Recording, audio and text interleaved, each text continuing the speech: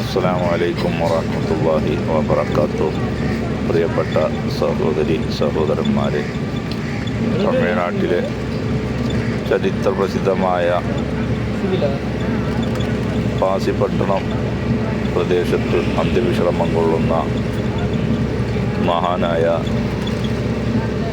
ഖുത്ബ് സയ്യിദ്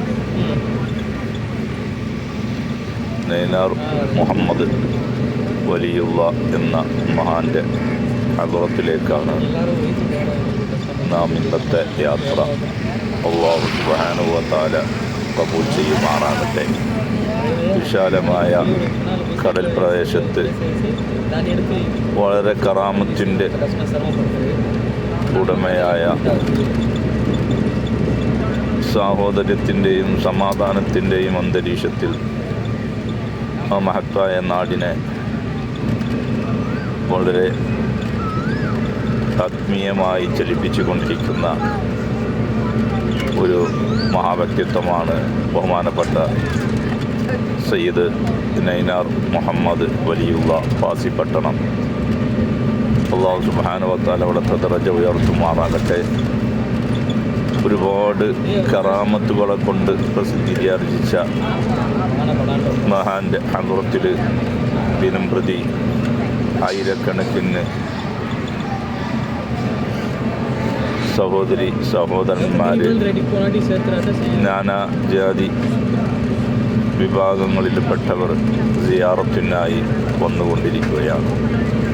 അവിടുത്തെ കറാമത്തിൻ്റെ പ്രത്യേകതയിൽപ്പെട്ട വലിയൊരു കറാമത്താണ് സിഹിർ ചെയ്യുന്നവർ വീണ്ടും വീണ്ടും സിഹിർ ചെയ്ത് ബുദ്ധിമുട്ടിക്കുമ്പോൾ ആ മഹാൻ്റെ പൊരുത്തക്കേട് ആ വ്യക്തികൾക്ക് അനുഭവമായി കൊണ്ടിരിക്കുന്നു.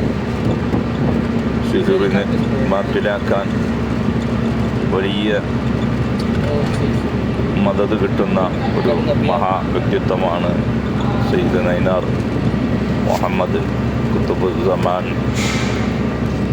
റളിയല്ലാഹു അൻഹു പാസിപ്പട്ടണത്ത് അന്ത്യവിശ്രമം കൊള്ളുന്നു.